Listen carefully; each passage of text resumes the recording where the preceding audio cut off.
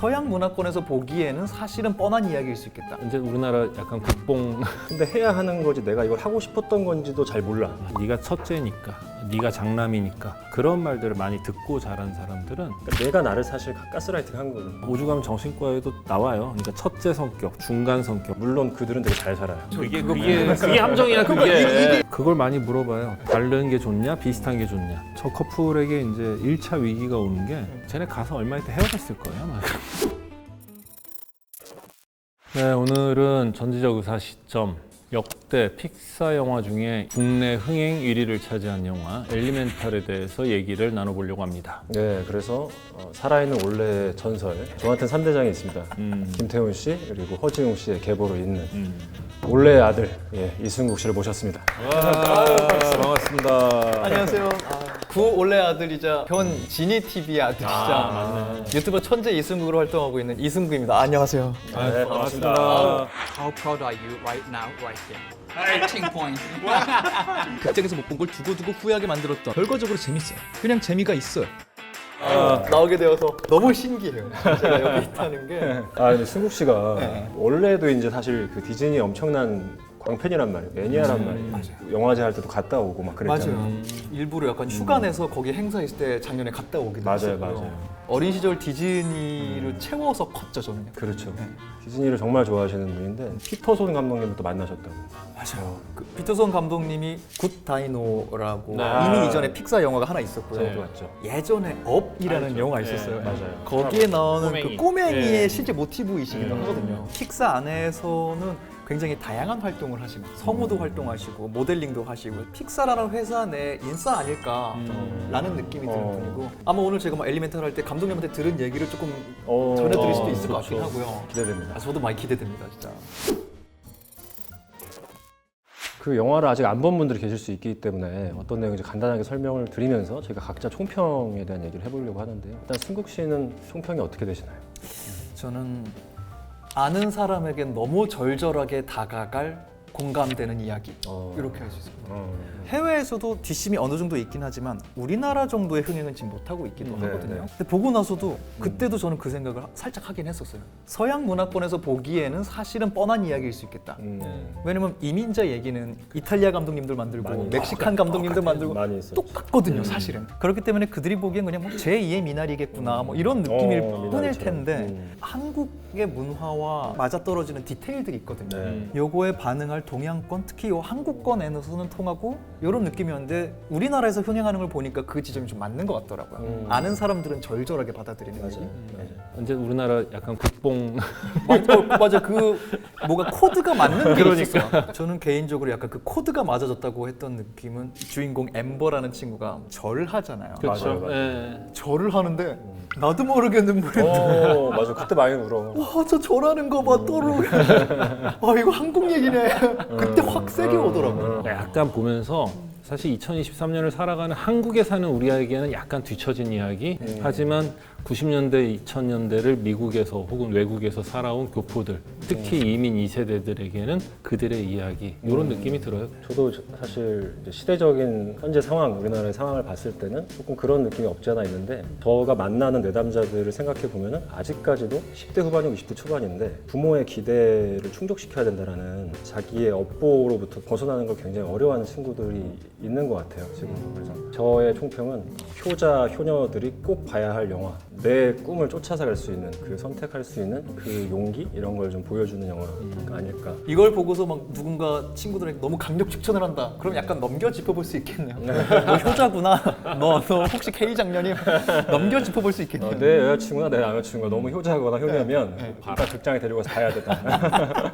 약간 이제 캐릭터로 들어가면은 이 아버지가 이민 1세대. 그렇죠. 이고 엘리멘탈 시티라는 원소들이 모여 사는 도시가 있는데 여기에 불의 민족이 제일 늦게 이주를 해온 민족인 거죠. 맞아요. 그 첫 세대 중에 한 명이 주인공의 아빠인데 말도 안 통하는 데서 살다 보니까 굉장히 수모도 많이 당했을 거고. 근데 거기서 건실한 어떤 가게를 차려낸단 말이에요. 자주성가하죠.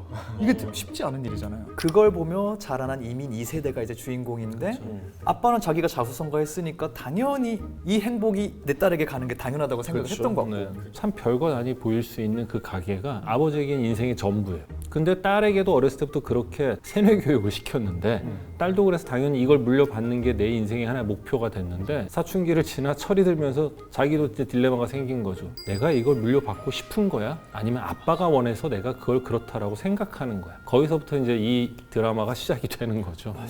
이 친구가 되게 짜증이 많다는 말이에요. 안 그래도 불인데 그쵸. 맞아요. 불 중에서도 굉장히 극불. 맞아요. 센 불. 센 불. 완전 충동적이에요. 이 아이. 분노 조절 안 되는. 맞아. 분노 조절이 안 되나 보다. 자기가 서비스업을 하면 그러니까. 좀 죽일 줄 알아야 되고 그거를 평생 보고 컸을 텐데 근데 그렇게 유연한 성격이면 네. 그렇게까지 아버지의 그 과업이 자기한테 큰 무게로 안 오죠. 기본적으로 굉장히 고지식한 친구이기 때문에 그 업보가 엄청 큰 거죠, 이 사람한테는. 그건 그래서- 기본 성격적인 것도 있고 그렇죠. 그걸 이제 연결시켜 놨다고 저는 생각을 해요. 중간에 크게 한번 턱 왔던 큰 대사 중에 하나가 웨이드랑 이런저런 얘기를 하다가 나는 그래서 계속 화가 났나 봐. 물려받고 싶지 않았는데 자꾸 물려받으라고 하니까 그래서 화가 났었나 봐 라고 자기가 알아채는 대사가 하나 나오는데 아마 그때 약간 턱 하시는 관객도 많지 않았을까 생각이 들더라고요. 그럴 수 있어요. 굉장히 명장면이라고 생각을 해요. 사람이 사실 어느 순간 그렇게 느낄 수 있는 기회가 있다는 것도 대단한 거거든요. 모른 채 살아가는 사람들이 대부분이고. 그러니까 자기 감정에 이제 이름을 붙일 줄 아는 사람들이 그렇게 많지 않아요. 나도 이 감정이 뭔지 모르니까 짜증이 더 나는 거거든요. 그래서 기분이 나빠, 짜증나라고 하는데 너 기분이 왜 나빠? 몰라요라고 얘기하는 사람들이 되게 많은 거죠. 해야 하는 게 있는데 나는 그거를 잘하고 싶은데 잘 못해. 근데 해야 하는 거지 내가 이걸 하고 싶었던 건지도 잘 몰라. 그러니까 사실 그 남자 주인공 같은 경우는 되게 애가 좀 맑잖아요. 걔 나올 때마다 저는 영화관에서 12번 봤는데 그 친구 나오는 씬은 그냥 다 웃더라고요. 그런 것 같아요. 우리가 일상에서 만난 사람들도 자기가 뭔가 선택해서 주도적으로 선택해서 그거를 쫓는 사람, 그런 사람들을 보면은 되게 자유롭고 행복해 보이는 사람들이 많거든요. 근데 집에서 과업이라는 게 있고 그냥 내가 이걸 잘 해내야 되는 그 어떤 울타리 안에 갇혀서 사는 사람들 같은 경우는 화가 많아요. 화가 많고 행복하기가 어렵죠. 그러니까 나는 이걸 하고 싶은지 어쩐지 잘 모르겠는데 이걸 잘해야 되는데 난 이걸 잘 못하니까 여기서 벗어날 수 있다는 생각조차 못하고 살아가기 때문에 굉장히 답답한 상황에서 짜증을 많이 나게 내고 이제 살아가는 그거를 되게 잘 묘사해놨던 것 같아요. 그런 면에서 진짜 많은 분들이 특히나 이런 비슷한 가족 환경을 같은 분들이 반응했을 것 같고 약간 이 테마 한 발만 더 깊이 들어가면 마음에 또 와닿던 어떤 것 중에 하나가 애가 기본적으로 착하고 자기 아빠가 나쁜 사람이라고 생각을 안 하기 때문에 더 이 절망감이 있겠다라는 생각인 게 예를 들어 아빠가 강요를 하는데 가정폭력을 막 했어. 아니면 정말 정서적으로 애를 학대를 하면서 강요했어. 그러면은 명분이 생길 텐데 그렇죠. 튀어나가고 싶은데 맞아요. 아빠가 나를 너무 사랑하는 게 맞아요. 느껴져. 단지 아빠의 삶이 나에게 맞지 않을 뿐인데 튀어나가자니 이 정도로 명분이 부족해. 아빠가 나쁜 사람이 아니기 때문에. 네. 이걸 아니까 얘는 그럼 나에겐 선택지가 없네. 나는 희생할 수밖에 없어. 이렇게 가는 것 같더라고. 딱 보여주는 장면이 있어요. 가게에 딱 갔는데 아버지가 카운터에서 졸고 있단 말이에요. 엎드려서. 아버지가 지쳐서 이렇게 엎드려 자고 있는 씬을 딱 보고 애가 또 죄책감을 느낀단 말이에요. 가장 큰 핵심은 주인공이 아빠를 너무 사랑하는 거죠. 아빠에 대한 사랑이 너무 크기 때문에 그냥 난 당연히 이걸 해내야 되는. 그러니까 내가 나를 사실 가스라이팅 한 거거든요. 아버지는 그 영화를 보면은 네가 이거를 무조건 해야 돼 이런 식으로 강압적인 모습이 나오진 않아요. 대신에 아빠는 이게 얼마나 소중한지를 자꾸 딸한테 보여주고 얘기하는 거거든요. 사랑이 너무 크기 때문에 아빠가 얼마나 고생한 거를 내가 또 공감을 하고 이해하고 그럼 아빠를 고생을 덜 시켜야 되고 내가 그 기준점으로 빨리 도달을 해야 되고 난 여기서 벗어날 수 있다라는 어떤 나한테는 그런 선택지가 없는 거죠. 일반적 현실에서는 어머니란 존재는 우리 가족을 위해 특히나 우리를 위해 희생한 존재야. 이 엄마로부터 내가 도망간다든지 엄마를 내가 보살피지 않는 건 나는 되게 나쁜 애가 되는 거예요. 그러니까 나를 지켜줘야 될 대상인 엄마를 내가 지켜야 된다라는 말도 안 되는 생각을 하게 되는 게 이제 K 장녀들이란 말이에요. 멤버가 느끼는 감정이 아까 얘기한 그대로예요. 내가 이 아빠의 제안을 거절하면 나는 되게 나쁜 사람이 되기 때문에 벗어나지를 못하고 거절하지 못하는 거죠. 이건 지금 되게 무거운 얘기도 한 게 만약 그런 내담자가 오시면은 막 그럴 때 답은 그러면 나쁜 사람이 되세요예요? 어떻게? 그게 나쁜 게 아니에요. 아 그게 나쁜 게 아니에요라고 가야 되는구나. 이렇게 해야지 착한 거다라는 프레임을 스스로 만들어 놓은 게 있는데 이제 그거를 이제 부시는 작업을 하는 거죠. 네가 첫째니까, 네가 장남이니까 그런 말들을 많이 듣고 자란 사람들은 어쩔 수가 없어요. 그게 확실히 계속 쌓여요. 아, 그럼요. 오죽하면 정신과에도 나와요. 그러니까 첫째 성격, 중간 성격, 막내 성격이라고 부모가 어떻게 키웠냐 문제인데 그런 얘기를 듣고 자라면은 바운더리에서 벗어나는 게 쉽지가 않아요. K장녀, K장남은 진짜로 꼭 장남, 장녀여야만 하는 건 아니에요. 둘째건 셋째건 막내건 그런 성향들이 있어요. 그러니까 집안의 희생양이 되는 분들의 공통점인데 나머지 형제 자매들은 나가 놀거나 아니면 집밖에 모르거나 뭐 이런 식이야. 그러면 여기서 엄마가 너무 고생하는 게 보여. 이 사람의 가지고 태어난 성향상 이 사람이 택할 수 있는 길은 나라도 사고 치지 말아야지. 나만 참으면 되지. 뭐 형제가 4명이면 2.5, 2.5, 2.5, 2.5씩 이거를 지탱하면 되는데 나 혼자 7을 지탱을 하고 나머지는 111이에요. 그러면서 내가 빠져나가면 이게 무너질 거란 두려움 때문에 본인이 그냥 힘들어 죽겠는데도 그걸 꾸역꾸역 버티고 나가거든요. 이런 분들이 이제 K장님 분들이 많거든요. 그런 분들한테는 얘기하죠. 당신이 7을 하던 거를 4로 힘을 빼건 아니면 2.5만큼 할 만큼만 하건 당신은 절대 잘못하는 게 아니다라는 거. 그리고 나만 참으면 돼가 아니라 당신이 참지 않아도 된다라는 거. 실제로 이제 임상에서 만나는 분들은 특징적인 게 자기가 원하는 거, 내가 꿈꾸는 거 이런 게 별로 없는 가족 구성원이 이제 그 역할을 담당하는 경우들이 있어요. 나는 꼭 이걸 할 거야, 꼭 저걸 할 거야. 이제 자기 그게 되게 강한 사람들은 튕겨 나가요. 그걸 이룩해야 되니까. 네, 그걸 난 원하니까 튕겨져 나가는데 그냥 나는 관계가 중요하고 착한 아들, 착한 딸이 되는 게 더 중요하고 나에 대한 꿈 자체가 별로 없는 사람들이 이제 그 역할에서 그 포지셔닝이 되는 경우들이 종종 있는 거예요. 엠버라는 친구는 그럼 고생을 한번 컸을 거고 이 아이를 변화하게 해준 웨이드라는 친구가 나오잖아요. 그러니까 웨이드 집안이 얼마나 좋아요 보면. 러블리하잖아, 러블리. 제가 지난주였나? 가장 건강한 인간관계는 서로에게 자유를 허락하는 관계라고 얘기를 한 적이 있어요. 웨이드 집안이 딱 그런 집안이죠. 물론 그들은 되게 잘 살아요. 그게 함정이야, 그게. 그게 함정이야. 큰 함정이란 말이죠. 개연성을 만들어주려고 애를 잘 살게 만든 거예요.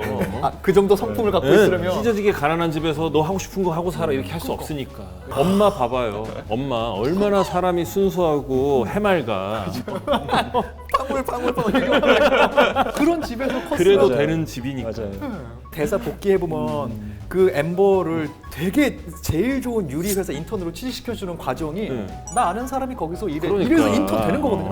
그 말은 그들만의 네트워크가 이미 있다는 거라서 얼마든지 마음이 넓어질 수 있었겠지. 맞아요. 근데 이제 그런 게 있을 것 같아요. 엠버가 사업을 이어받아서 아버지 그걸 엄청 또 번창을 시켰어. 막 체인점도 엄청 많아지고 마트가 됐어. 그럼 엠버의 자식은 거기서 벗어날 수 있을까? 이런 생각을 이제 해봐야 되는 거죠. 그렇게 계속 이어져 오는 환경에서 또 태어난 아이는 또 엄청난 압박을 갖고 태어나서 갖고 자란 아일 거라는 거죠. 웨이드네 집 정도 부자가 됐어도 됐으면 집안 성향은 더 부자가 됐어. 경제적인 두가 서로에게 자유를 허용할 수 있는 그 관계를 제공할 수 있는 어떤 토대가 될 수 있는 건 맞지만 부자라고 해서 무조건 그걸 줄 수 있는 건 아닌 것 같아요. 그렇다면 더더욱이나 엠버랑 웨이드는 너무 다르잖아요. 맞아요. 전 이건 정말 솔직히 정말 궁금했어요. 세간에는 어쨌든 그런 말들을 하잖아요. 극과 극은 끌린다. 이게 실제로 정신의학적으로도 맞는 말인지 맞는 아니면 말이죠. 아 그래요? 실제로 그렇죠. 그게 네. 끌리고 그 유명한 실험이 있어요. 네. 남녀가 이제 티셔츠 입혀놓고 운동해서 땀을 흘리게 한 다음에 서로 냄새를 맡게 하는 거예요. A라는 남자가 뭐 B의 여성의 티셔츠를 냄새가 좋아 A, B 매칭되고 뭐 이렇게 했어. 그렇게 해서 DNA 염기 서열을 쭉 분석했더니 매칭됐던 사람들의 DNA가 다 겹치지가 않아요. 그러니까 나한테 없는 DNA를 본능적으로 이제 아는 거죠. 종족 번식의 측면에서 놓고 봤을 때 생존에 훨씬 유리하거든요. 왜냐하면 나는 뭐 A라는 거에 면역력이 없는데 얘는 면역력이 있어. 그러면 내 자식은 면역력이 있을 수도 있는 거니까. 그러니까 이제 그런 게 있단 말이에요. 그러니까 다른 게 끌리는 건 너무 당연한 거예요. 그리고 심리적으로 얘기하면 기본적으로 내가 나를 온전하게 사랑하는 젊은 남녀가 얼마나 되겠어요. 자기 수용이라고 우리가 얘기를 하는데 자기를 수용할 수 있는 딱 20대, 30대 뭐 청춘들이 얼마나 되겠어요. 대부분 자기 스스로가 불만족스럽거든요. 근데 나한테 없는 게 그러니까 더 커 보일 수밖에 없죠. 근데 그런 마음으로 매칭까지는 됐다고 해도 이게 발상 만나보면 너무 다른 게 느껴지죠. 대화할 때도 그렇고 좋아하는 거에 반응하는 스타일도 다를 거고 이게 본능을 넘어서 실제 관계를 이어나가는데도 좋아요? 아니면 이건 그래서 이런 얘기를 하는 거예요. 달라서 끌리는데 달라서 싸워요. 만나는 이유가 헤어지는 이유고 결혼하는 이유가 이혼하는 이유라고 하는 건데 그 다름을 갖다 인정하고 살아가면 잘 사는 거고 서로 그 다름을 서로 싫어하고 지적질하고 싸우면 평생 불행하게 사는 거죠. 그걸 많이 물어봐요. 다른 게 좋냐, 비슷한 게 좋냐. 근데 맞아. 어떤 게 좋은 게 없어요. 다 장단점이 있어요. 예를 들어서 되게 꼼꼼하고 강박적인 사람끼리 같이 살면 좋냐? 아니에요. 기준이 또 달라. 그래서 뒤지게 싸울 수도 있어. 강박의 기준이 달라. 아 맞아. 강박도 이 수준이 다 다르니까. 기준이 달라요. 수준도 다르고 종류도 달라. 어떤 것도 어떤 게 더 좋다가 없어요. 다 장단점이 있는 거고 그 장단점을 인정하고 받아들이면서 서로 맞춰가면서 사는 게 답인 거지 뭐가 더 좋다는 없다고 생각을 해요. 그리고 정말 중요한 게 아까 그거예요. 사람이 나에 대한 자신에 대한 이해도가 올라가야 타인에 대한 이해도도 올라가요. 내가 나를 알아야 내가 누굴 좋아할지를 알고 내가 나에 대해서 알아야 저 사람이 어떤지도 충분히 공감하고 이해할 수가 있거든요. 그래서 젊은 나이에 너무 어린 나이에 결혼하는 건 반대라는 이유가 나에 대한 이해도가 너무 낮기 때문에. 그러니까 엠버하고 웨이드도 사실 이제 기차 타고 멀리 떠나잖아요. 쟤네 가서 얼마 있다 헤어졌을 거야. 아마. 나도 그래서 그거 여쭤보려고 했어. 얘네가 과연 이 이후에 계속 행복했을까? 디즈니죠. 그러니까 애니메이션이잖아. 그리고 그들은 왕자와 공주 행복하게 살았답니다로 끝내잖아요.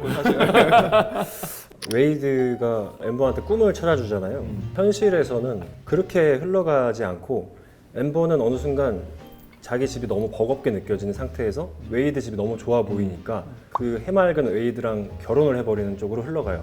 도피처로 결혼을 택하죠. 예, 그때부터 이제 사내 못 사내를 하기 시작을 하거든요. 저 커플에게 이제 1차 위기가 오는 게 그 엠버 아버지가 편찮았단 말이에요. 아팠단 말이에요. 아버지가 돌아가실 순간이 오면 엠버는 극도의 죄책감을 느끼면서 내가 조금이라도 더 이따 나올 걸 왜 그렇게 일찍 나와가지고. 그러면서 이제 나의 죄책감을 내가 담고 있으면 너무 힘드니까 이거를 웨이드한테 투사를 했을 거야. 그렇지. 너 때문에 내가 바람이 들어서 너 때문에 내가 우리 가족을 버리고 이게 엘리멘탈의 현실판? 그렇지. 이런 느낌인 거예요. 이게 애니메이션인 이유가 있구나.